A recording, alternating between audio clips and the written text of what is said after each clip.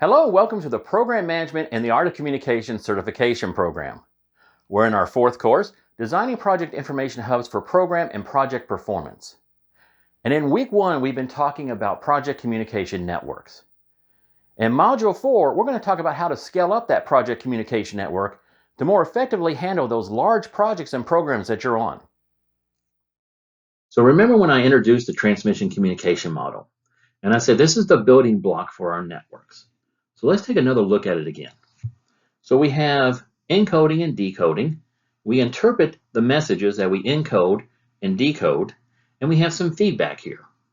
So that's your basic building block. And it's very simple. I mean, you do it every day when you talk to somebody. So let's get a network started here. We have A, B, and C, and I'll be A. And A can talk to B, and A can talk to C, and B can talk to C. So we can all talk to each other. So we got a pretty good communication network going on right now, and everyone can reach each other. Let's add a couple other folks, D and E, and now I'm A, and I want to get a message to E, but I'm not directly connected to E, so I'm going to have to go through B to talk to E. Same idea, if I want to talk to D, I have to go through C. Okay, so you can start seeing the complications occurring here. So my message is going to go through B, and B is going to encode it and decode it in a certain way, and then encode it again for E. And if you ever played this game called Telephone, where you whisper something to someone and you have them whisper it to somebody else, and if you got enough people, it's amazing how distorted your message can become as you go down the network. And this is the reason why. Because as we're going through our network, and I've added a couple other folks here, I'm not directly connected to them, and I'm basically relying on someone else to properly interpret my message, encode it correctly, decode it correctly, and then encode it correctly again. So let's say, for example, I want to talk to G.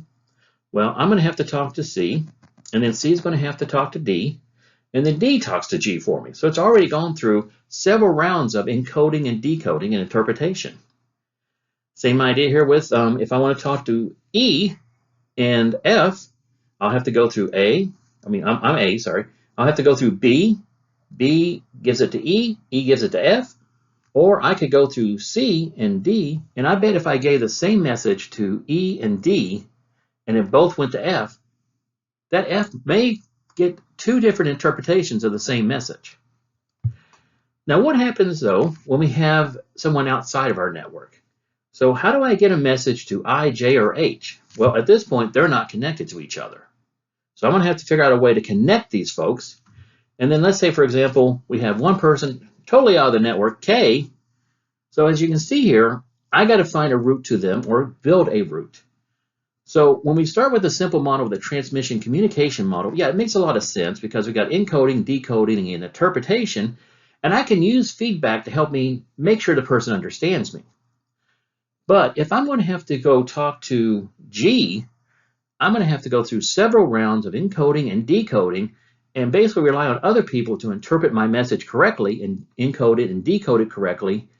And I really can't get feedback from G directly. I can get feedback from G because they'll talk to D, and then D will talk to C, and C will talk to me and tell me what was said or how G understood my message.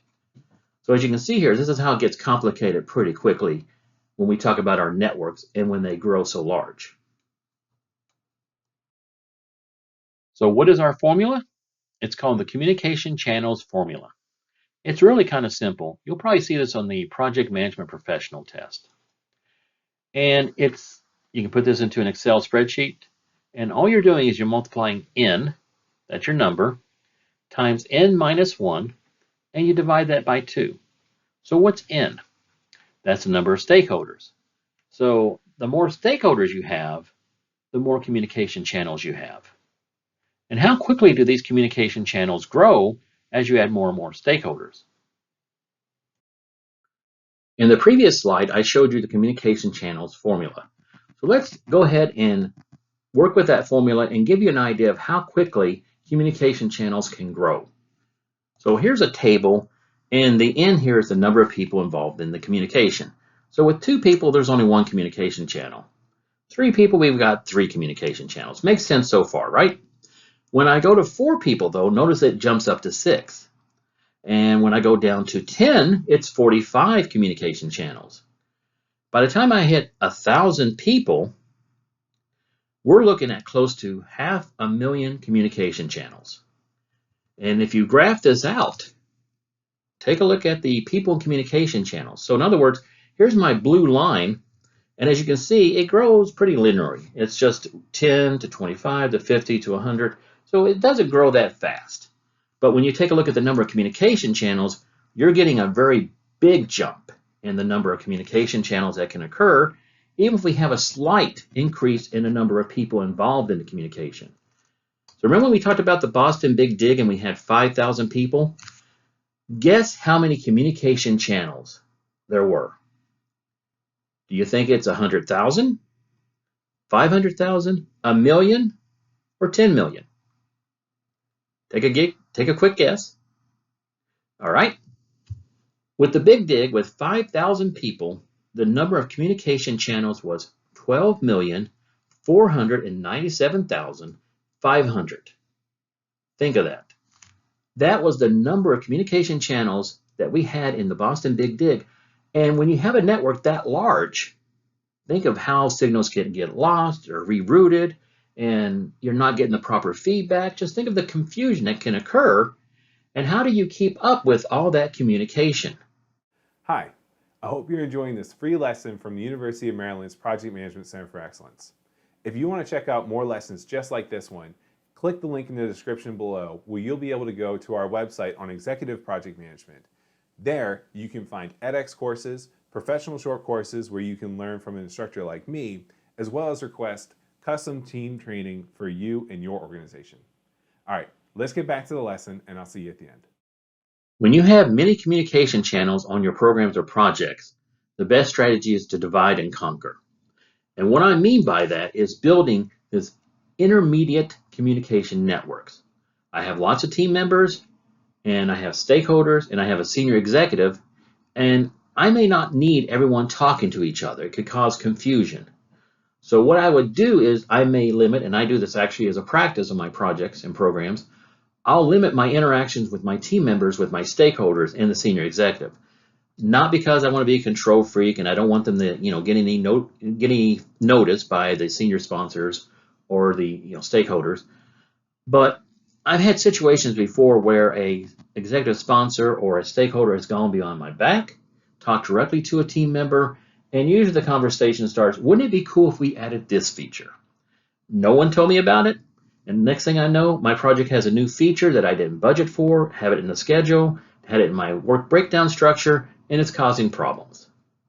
So you want to control the flow of information in your communication networks, and you do it by building a hierarchy or a pyramid structure with your communication networks, so that I can take the detail that my project team members give me, and I can roll that up, and I can make that into a format that my stakeholders will understand and my senior sponsor will understand. So that's why I like project dashboards. And the way I build my dashboards is I like to have a first page here with the high level project overview. How's it going? How are we doing on schedule? How's the budget? And then I have it set up so that if the sponsor or stakeholders are more interested in, like, can I get some more detail on this? We can drill down into it.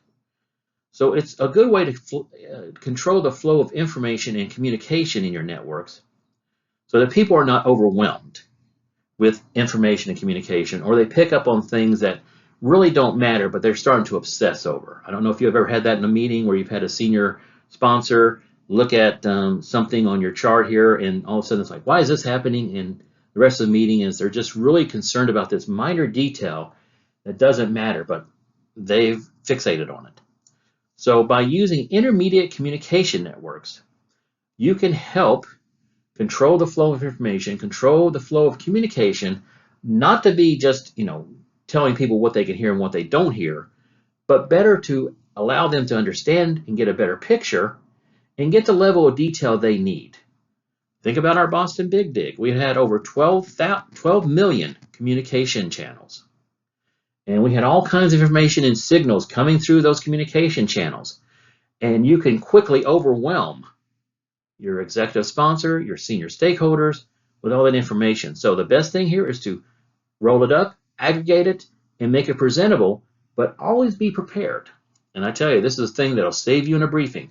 Always be prepared to drill down if you need to give more detail if the senior executive sponsor is calling for it or the stakeholders are calling for it. Hey there, did you enjoy that lesson as much as I did? If you did, go ahead and give us a like. If you want to see another one, go ahead and subscribe. And if you have any questions or comments, put them below and we'll get back to you as soon as we can. Moreover, is there somebody in your life who really needs this lesson right now? If so, go ahead and share it with them. I'm sure they'll appreciate it. Now, we look forward to seeing you in the next lesson where you can learn even more from the University of Maryland Project Management Center for Excellence. Thanks so much.